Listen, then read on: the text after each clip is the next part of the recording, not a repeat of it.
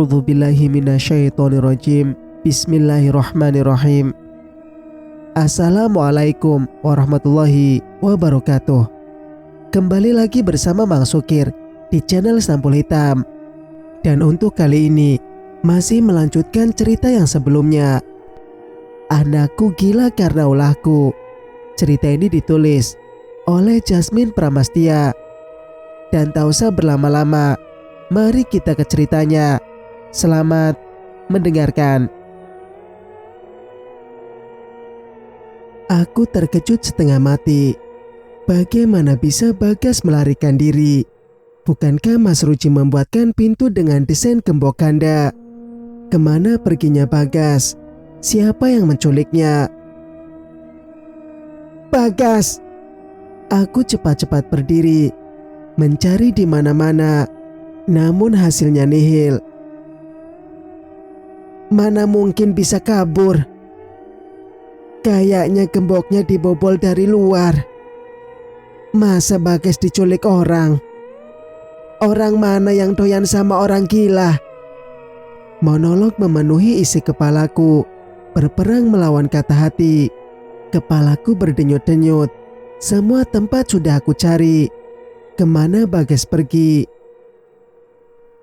Bagas! Teriakku. Aku melemparkan pandangan ke semak-semak belukar di belakang kandang.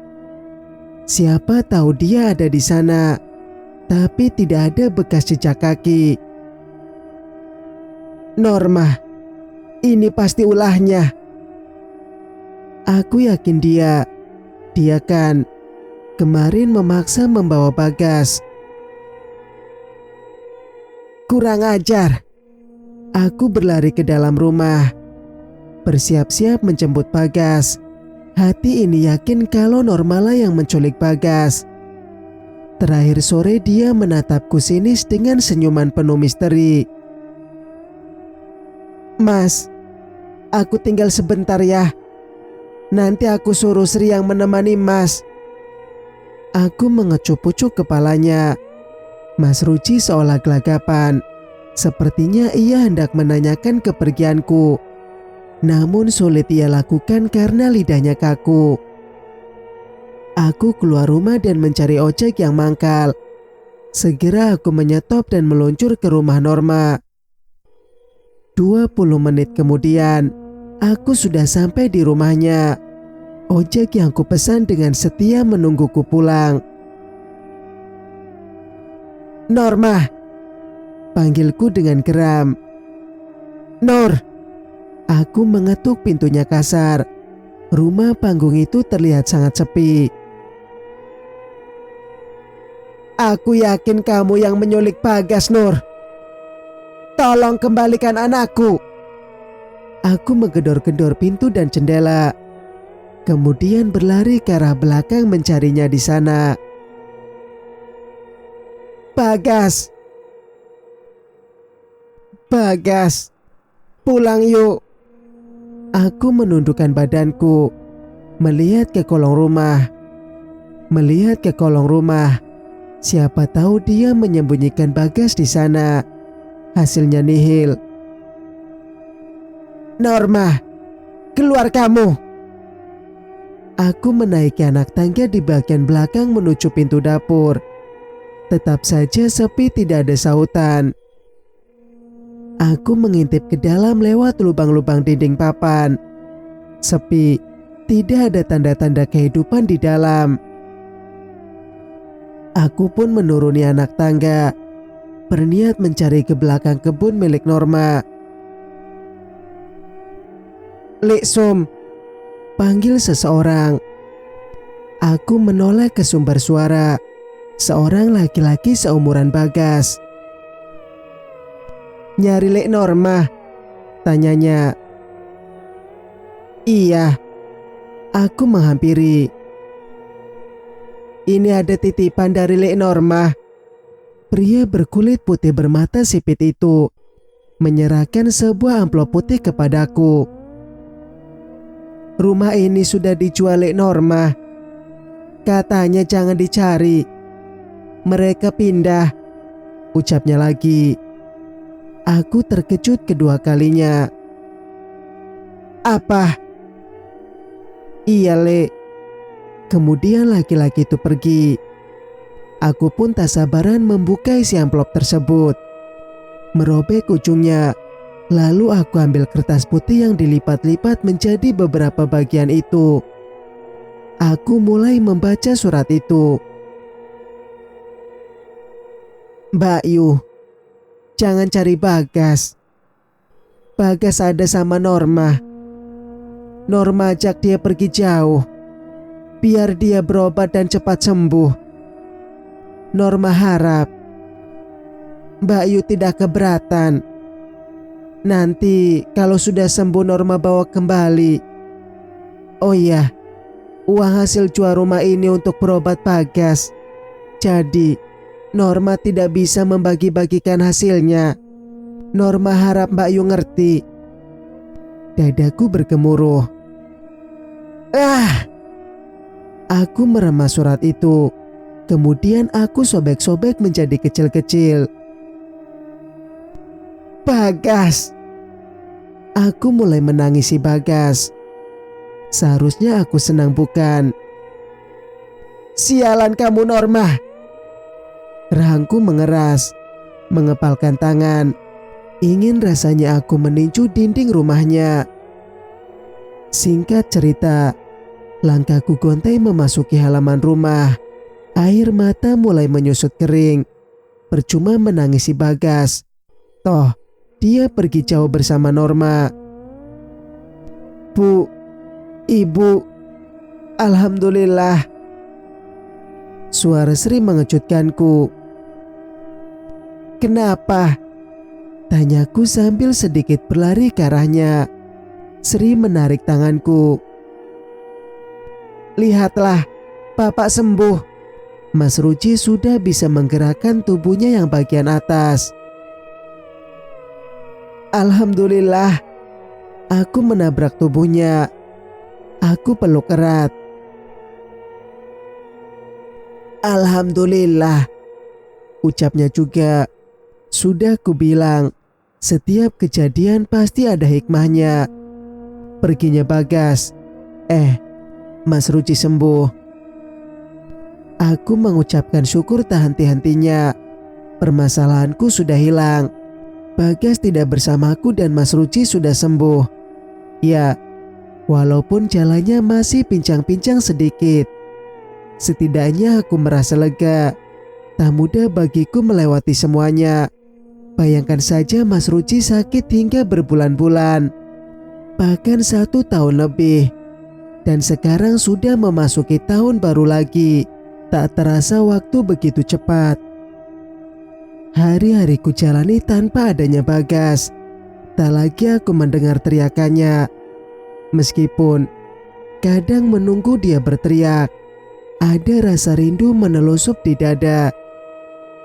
Keadaan berubah. Mas Ruci telah sembuh. Walaupun tidak secara total. Kadang kambuh juga kalau dia kelelahan. Singkat cerita, setiap menit berubah, setiap jam berlalu. Hari demi hari kami lalui bersama. Minggu ke minggu telah berganti. Memasuki tahun 2021. Bagas tak ada kabarnya. Norma tak mengirimkan pesan ataupun telepon ke nomor handphone tetangga. Zaman sudah modern. Mustahil rasanya jika Norma tidak memiliki telepon genggam. Alat canggih itu kini tengah dipuja-puja setiap kalangan di desa ini. Aku merindukan Bagas. Bagaimana keadaannya sekarang? Kita ke ladang sekarang ya. Kalau menunda-nunda nanti gak selesai-selesai. Kataku pada Mas Ruci. Mas Ruci diam saja. Dia pun bergerak ke dapur mengambil parang dan cangkul. Jalannya terpincang-pincang. Kami pun berjalan ke ladang. Tuntun ya Dek, pintanya tumben. Nanti kalau kamu kangen Mas, diingat saja momennya. Aku menatapnya heran. Kangen. Emangnya Mas mau kemana? Tanyaku. Siapa tahu Mas dijemput. Kelakarnya. Aku mencubitnya pelan. Udah tua gak usah kemana-mana. Mas Ruci terkekeh. Sepanjang jalan Mas Ruci bersiul. Tangannya semakin erat menggenggam. Ada kehangatan yang menjalar ke seluruh tubuhku. Tumben bersiul, kataku. Sekali-kali, biar anginnya kencang. Angin itu baik. Lagi, pertanyaannya membuatku merasa heran. Baiknya, aku menelisik. Dia membawa kabar gembira, membawa rindu dari seseorang yang menitipkan rindu pada angin, agar si angin menyampaikan salam rindu tersebut. Nanti kalau kamu rindu bersiul saja. Di antara ribuan terpaan angin, ada rindu yang aku titipkan pada mereka. Rindu yang aku sembahkan untukmu. Mas Ruci menarik tubuhku ke dalam pelukannya. Pret, sudah tua gak usah gombal-gombalan, seruku. Lagi, Mas Ruci tertawa kecil. Singkat cerita, Dik, cari kayu bakar yuk, ajaknya. Aku yang masih kelelahan menatapnya bingung. Buat apa? Tanyaku. Nanti gak ada yang bawa. Berat Mas. Gampang. Suruh orang saja yang bawa. Mas yang bayar deh. Mas punya uang loh. Mas Ruci mencolek daguku. Di rumah masih banyak Mas, ucapku lagi. Mas Ruci memelukku. Buat jaga-jaga, supaya kamu gak repot-repot mencari kayu. Kalau banyak kan enak. Buat persiapan pesta perpisahan.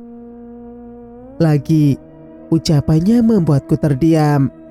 Aku pun mau menurutinya. Ya sudah, nanti kita cari. Aku dan Mas Ruci mencari kayu bakar. Aku bagian mengumpulkan dan Mas Ruci yang memotong-motong kayu kering. Jumlahnya sangat banyak. Ada 5 ikat berukuran besar. Aku heran tak habis pikir. Untuk apa semua? Mas Ruci mau mengadakan pesta perpisahan. Perpisahan siapa? Aneh. Setelah terkumpul dan diikat, Mas Ruci memanggil ojek untuk mengangkut kayu-kayu itu ke rumah. Dan benar saja, Mas Ruci yang membayarkan ongkosnya. Singkat cerita, pukul 10 malam, aku mendadak bangun, mendengar suara Mas Ruci di kamar mandi. Ia sedang muntah-muntah. Cepat-cepat saja aku menghampirinya. Mas, ada apa? Aku berdiri di ambang pintu kamar mandi. Gak tahu dek, sakit sekali kepalanya. Mual-mual juga, keluhnya. Mas Ruci sudah selesai. Dia pun berbalik. Aku terkejut sampai memundurkan langkah kakiku.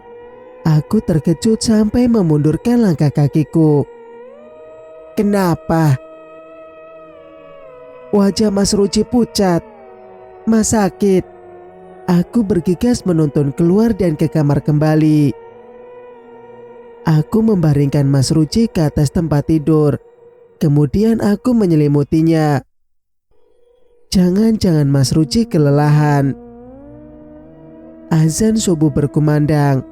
Aku segera membersihkan diri dan mengambil wudhu. Aku biarkan Mas Ruci tidur hingga beberapa menit. Kelihatannya ia pun kelelahan. 5 menit kemudian, Aku selesai sholat subuh. Mas, bangun. Aku menggoyangkan tubuhnya.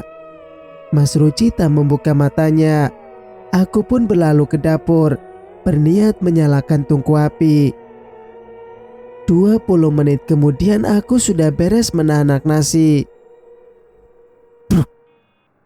Suara sesuatu yang jatuh dari kamar.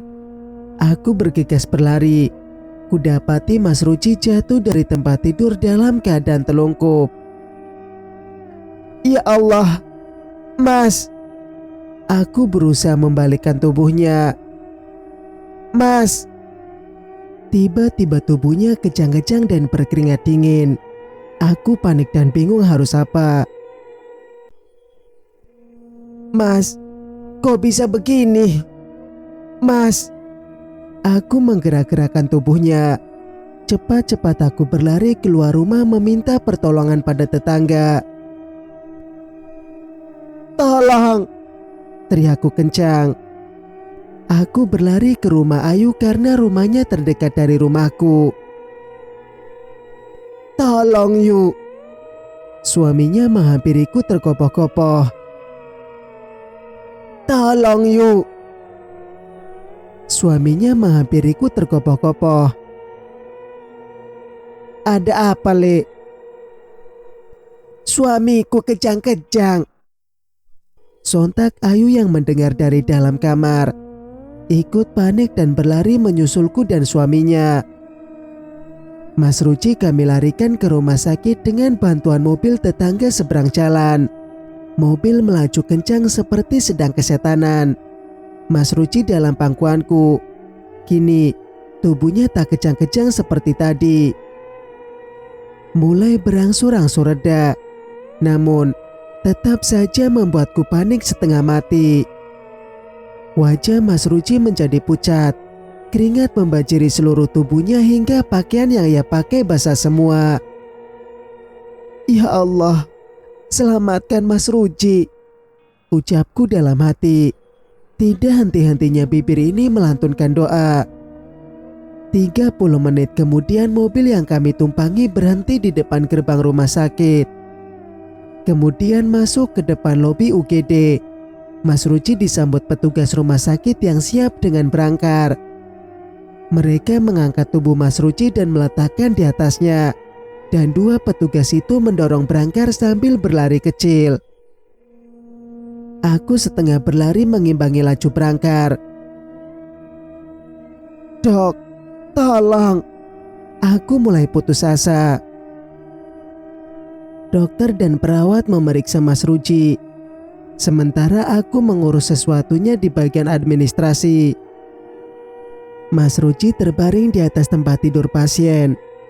Hidungnya dipasang selang ventilator. Di punggung telapak tangannya terpasang jarum infus. Tetes demi tetes air masuk melalui selang kecil berwarna putih. Mulut Mas Ruci ternganga. Kedua matanya masih terpejam. Ya Allah, cobaan apa lagi yang kau berikan untuk wanita tua sepertiku ini? Sudah cukup. Jangan engkau berikan lagi. Sungguh, aku tidak sanggup. Aku duduk di sisi tempat tidur Mas Ruci, menatapnya yang belum juga sadar. Detak jantungku berdebar tidak karuan, berkecamuk rumit dalam pikiranku. Mas, bangun. Aku membisikkan pelan di telinganya. Aku menggami tangannya, kemudian mengecup punggung telapak tangannya. Suhu tubuhnya kembali normal, tidak seperti tadi. Dingin bagai bongkahan es batu. Aroma obat-obatan hilir mudik di dalam rongga hidung. Di ruangan serba nuansa putih ini aku kembali lagi ke sini. Aku harap ini yang terakhir. Air mataku tertahan di pelupuk, mengembun dan mengganggu pemandanganku. Suara-suara ketukan ujung sepatu terdengar di mana-mana. Ada yang menangis, merintih kesakitan. Ada yang takut jarum suntik dan ada yang menangisi kepergian seseorang. Hatiku berdenyut nyeri mendengarkan irama yang menggilis di telinga. Aku belum siap jika benar-benar suasana bergabung itu menimpaku. Bu, panggil seseorang di ambang pintu. Parman dan Sri, mereka datang dengan raut wajah yang tegang dan mata yang sembab. Aku tersenyum menyambut kedatangan mereka. Bapak, Parman mengecup kening Mas Ruji. Raut wajahnya nampak cemas. Sri berdiri di belakangku, sementara Parman berdiri di seberang tempat tidur Mas Ruji. Pria berjaket hitam itu membungkukkan badannya sambil melantunkan ayat-ayat suci Al-Quran ke telinga Mas Ruji. Bapak kenapa, Bu? Tanyanya. Aku yang bengong mendadak kelagapan. Bapak stroke lagi. Shock dan capek, sautku. Bapak kerja terus sih, gumam Sri di belakangku. Parman menghela napas panjang. Parman sudah bilang, gak perlu lagi kerja sepanjang hari. Istirahat saja di rumah. Ngeyel dibilangin. Jadi begini kan, ucapnya. Parman melirik arahku. Apa aku ada yang salah? Seolah-olah mereka sedang mengintimidasiku. Aku memaksa Mas Ruji bekerja agar tubuhnya tidak kaku, biar sehat. Lagi pula, Mas Ruji kemarin menawarkan diri kok, mencari kayu, bukan permintaanku. Ah, sial. Aku hanya bisa mengatakan ini di dalam hati. Malas berdebat dengan mereka. Singkat cerita, 4 hari kemudian, Mas Ruji sudah boleh dibawa pulang dengan catatan tidak boleh bekerja lagi. Papa ke rumah Parman saja ya, biar kami yang merawat, kata Sri. Tidak bisa, aku menolak mentah-mentah. Aku dorong kursi roda menuju mobil yang telah menunggu kami. Mas Ruji duduk di kursi berwarna hitam itu. Dia kembali diam, kepalanya miring ke kiri, bibirnya pun sama. Kalau kalian mau jenguk, datanglah ke rumah ibu. Biar ibu yang merawatnya, ucapku tak suka. Parman dan istrinya terdiam tanpa membantah. Kami pun sampai di rumah. Mas Ruji digotong Parman dan 2 temannya. Mereka meletakkan tubuh Mas Ruji ke tempat tidur. Sri membuat bubur untuk Mas Ruji, sedangkan aku menemani Mas Ruji. Tak sanggup rasanya berjauhan dengan Mas Ruji. Mas Ruji tidak bisa berbicara. Hanya 1 kata saja yang meluncur dari bibirnya yang sudah miring. Mas tidak usah khawatir. Kami ada di sini, bisikku lembut. Air matanya mengalir. Mungkin Mas Ruji ingin menyampaikan sesuatu. Hanya dia tidak bisa mengatakannya. Aku dengan penuh kasih sayang membelai rambutnya yang memutih. Wajah tampaknya tidak memudar, meskipun wajah keriputnya kian menghiasi. Dia pria gagah milikku. Dada bidangnya mulai terlihat kurus. Di sanalah tempat aku bersandar dan merasa paling nyaman dalam pelukannya. Aku tahu, dada bidang dan bahunya sudah mulai goyah terkikis usia. Tak lagi menguatkanku. Mas, nanti makan terus minum obat, biar cepat sembuh. Aku menghiasi bibir dengan senyuman palsu. Padahal, rasanya aku ingin menangis dan meraung. Tak lama kemudian Sri membawa mangkuk bubur di atas nampan coklat, lengkap dengan segelas airnya. Parman terlelap di atas sofa dengan posisi mulut terbuka. Dia lelah, berjaga semalaman di rumah sakit. Suap demi suap, Bubur hangat itu pindah ke dalam perutnya. Hanya masuk 5 kali suapan. Kemudian aku memberinya obat-obatan resep dari dokter. Singkat cerita, hari-hariku terasa lebih berat. Mas Ruci banyak diam. Tatapannya mulai kosong. Sesekali aku ajak tertawa dan membicarakan hal lucu padanya. Dia hanya bisa tertawa tanpa suara. Aneh memang, kadang mengulit kenangan manis yang telah kami lewati berdua. Aku memeluk laki-laki itu dengan hangat. "Sri, temani bapak ya." Sri yang sedang mengiris bawang pun mengangguk. Aku ingin memetik sayuran di belakang rumah, sekaligus melihat tanaman yang kutanam. "Bu, Papa mau ke kamar mandi." Sri menyembul keluar dari pintu. Aku menoleh padanya dan bergegas ke rumah. Kakiku baru saja melangkah di depan pintu. Suara gayung jatuh dan diikuti suara tubuh terbanting di lantai kamar mandi. "Apa itu, Sri?" Aku gegas berlari. Sri pun sama berlari ke arah kamar mandi. Dan kami terperanjat. "Mas Ruci!" Aku segera mendekatinya. "Bapak!" Mas Ruci jatuh di kamar mandi. Ia kejang-kejang dan kepalanya mengeluarkan darah. "Gimana kamu, Sri? Bapak dibiarkan sendiri." Makiku pada perempuan tak berotak ini. "Maaf, Bu. Sri cuma tinggal sebentar dan..." "Alah, panggil Parman." Aku berteriak seperti kesetanan, meraung menangis histeris. Parman lari terbirit-birit menuju kamar mandi hingga menabrak ujung meja. Kemudian kami menggotong Mas Ruci ke dalam kamar. Darah merembes deras. Sri dengan sigap memberi alas pada bantal dengan kain. Mas Ruci kami baringkan di atas kasur. Aku juga menutupi tubuhnya dengan sarung.